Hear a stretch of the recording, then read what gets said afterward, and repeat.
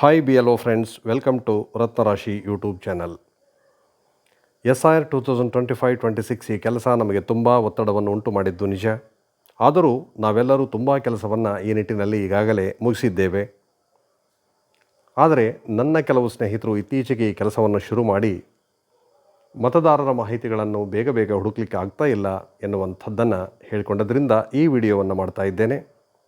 ಇವತ್ತಿನ ಈ ವಿಡಿಯೋದಲ್ಲಿ ಮತದಾರರ ಸಂಬಂಧಿಗಳ ಮಾಹಿತಿ ಹುಡುಕುವ ಸರಳ ತಂತ್ರಗಳು ಯಾವುವು ಎಂಬುದನ್ನು ನೋಡೋಣ.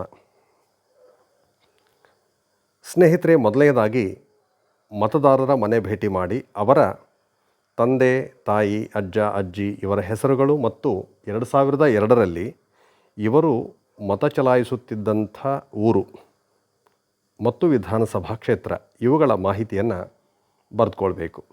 ಅಲ್ಲದೆ ಸರ್ನೇಮ್ ಇದ್ದರೆ ಅದನ್ನು ಕೂಡ ಬರೆದುಕೊಳ್ಳಿ.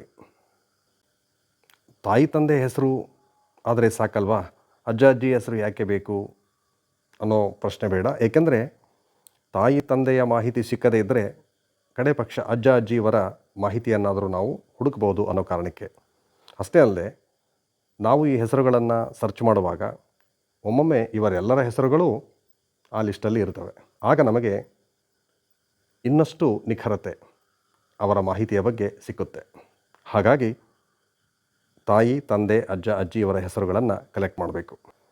ಇದಾದ ನಂತರದಲ್ಲಿ ಗೂಗಲ್ ಮತ್ತು ಕ್ರೋಮ್ ಬ್ರೌಸರ್ಗಳನ್ನು ಹಾಗೂ BLO ಆ್ಯಪನ್ನು ಓಪನ್ ಮಾಡಿ ಕೆಲಸವನ್ನು ಶುರು ಮಾಡ್ಕೋಬೇಕು.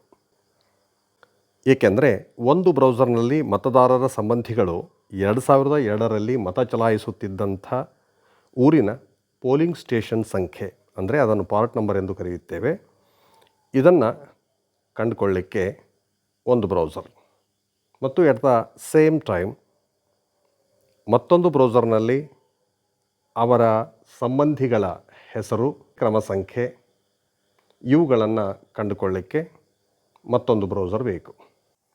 ಹೀಗೆ ಈ ಬ್ರೌಸರ್ಗಳಿಂದ ಮಾಹಿತಿ ದೊರಕಿದ ತಕ್ಷಣ ಮ್ಯಾಪಿಂಗ್ ಕೆಲಸವನ್ನು ಮಾಡಿ ಮುಗಿಸಲಿಕ್ಕೆ ನಮ್ಮ BLO ಆ್ಯಪನ್ನು ಕೂಡ ಆನ್ನಲ್ಲಿರಿಸಿಕೊಳ್ಳಬೇಕು.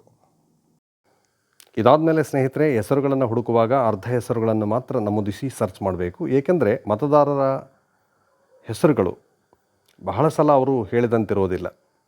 ಉದಾಹರಣೆಗೆ ರಾಮಣ್ಣ ಅಂತ ಹೇಳಿರ್ತಾರೆ, ಅಲ್ಲಿ ರಾಮಪ್ಪ ಅಂತಿರುತ್ತೆ, ರಾಮಚಂದ್ರ, ರಾಮದಾಸ್, ರಾಮರಾವ್, ಹೀಗೆ ಹೆಸರು ಏನೇ ಇರಲಿ ಅರ್ಧ ಹೆಸರನ್ನು ಅಂದರೆ ರಾಮ ಎಂದಷ್ಟೇ ನಮೂದಿಸಿ ಹುಡುಕಿದಾಗ ಇವರೆಲ್ಲರ ಹೆಸರುಗಳನ್ನು ನಾವು ಆ ಪಾರ್ಟ್ ನಂಬರಲ್ಲಿ ಕಾಣಬಹುದು.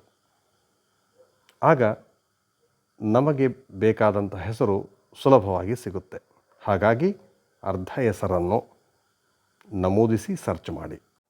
ಈ ರೀತಿಯಾಗಿ ಹುಡುಕಿದಾಗ ಬಹಳಷ್ಟು ಹೆಸರುಗಳು ಕಾಣಿಸೋದೇನೋ ನಿಜ. ಆದರೆ ಮೊದಲು ಪಾರ್ಟ್ ನಂಬರನ್ನು ಹುಡುಕಬೇಕು.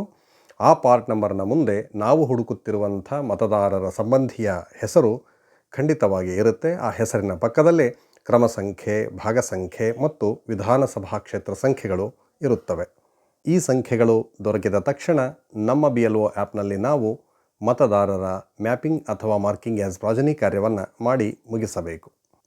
ಸರಿ, ಈ ಕೆಲಸವನ್ನು ಈ ರೀತಿಯಾಗಿ ಸುಲಭವಾಗಿ ಮಾಡಬಹುದೇ ಎಂಬುದಕ್ಕೆ ಒಂದು ಉದಾಹರಣೆಯನ್ನು ನೋಡೋಣ ಬನ್ನಿ.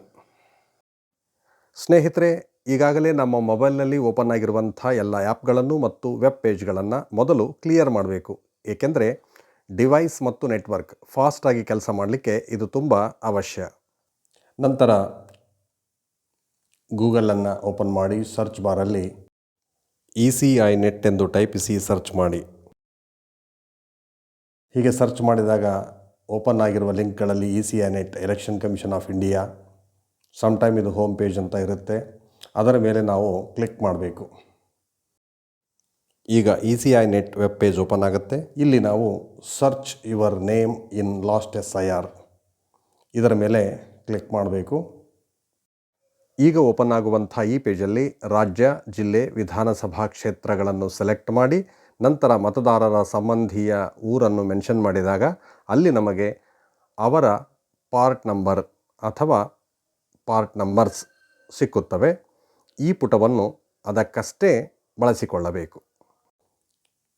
ಎಟ್ ದ ಸೇಮ್ ಟೈಮ್ ಕ್ರೋಮ್ ಬ್ರೌಸರನ್ನು ಓಪನ್ ಮಾಡಿಕೊಂಡು ಇದರಲ್ಲಿ ಕೂಡ ನಾವು ಅದೇ ECI ನೆಟ್ ಎಂದು ಟೈಪಿಸಿ ಸರ್ಚ್ ಮಾಡಿದಾಗ same ECI net election commission of ಇಂಡಿಯಾದ ಲಿಂಕ್ ಕಾಣಿಸುತ್ತೆ. ಅದರ ಮೇಲೆ ಕ್ಲಿಕ್ ಮಾಡಬೇಕು. ಹೀಗೆ ಕ್ಲಿಕ್ ಮಾಡಿದಾಗ ಓಪನ್ ಆಗುವಂಥ ಪೇಜಲ್ಲಿ again search your name in last SIR ಎಂಬಲ್ಲಿ ಕ್ಲಿಕ್ ಮಾಡಬೇಕು.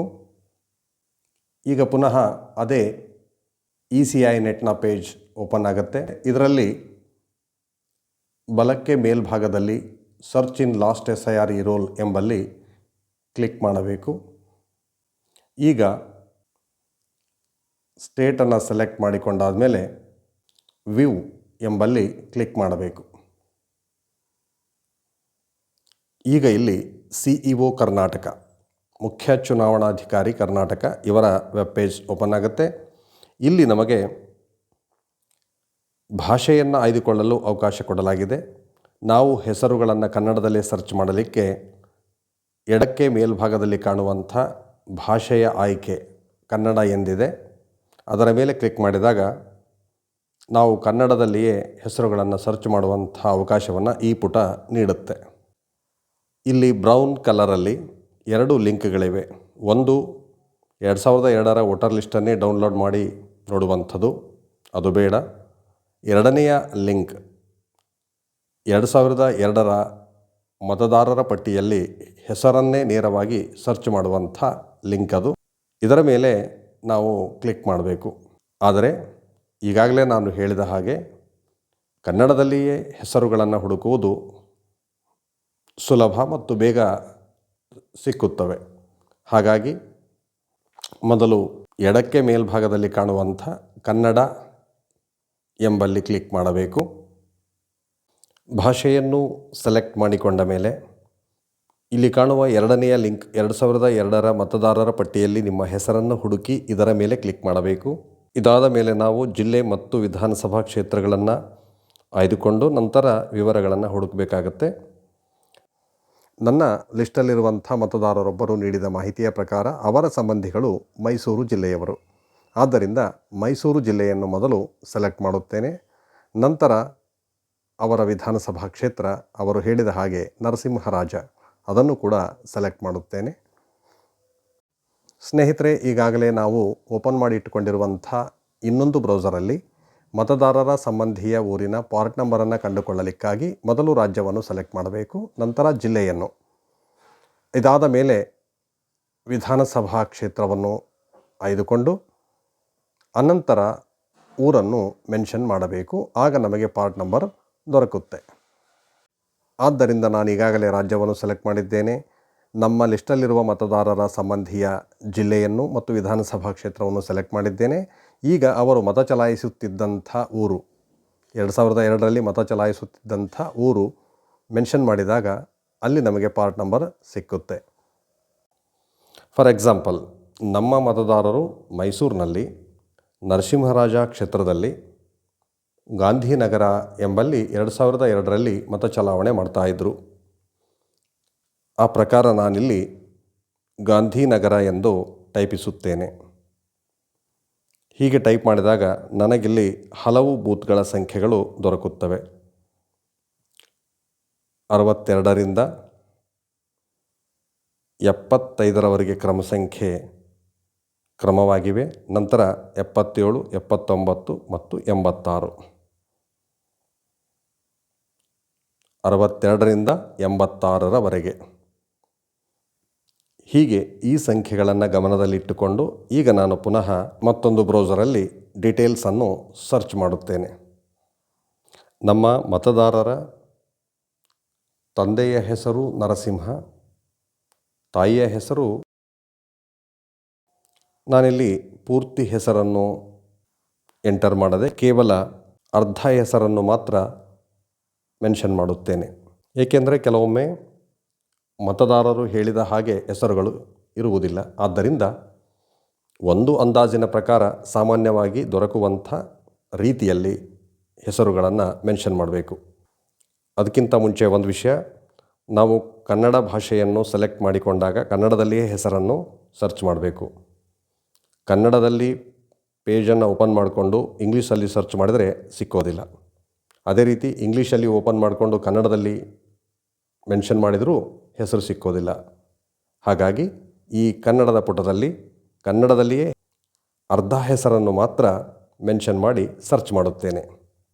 ಈಗ ಇಲ್ಲಿ ಬಹಳಷ್ಟು ಹೆಸರುಗಳು ಕಾಣಿಸಬಹುದು, ಆದರೆ ತೊಂದರೆಯಿಲ್ಲ.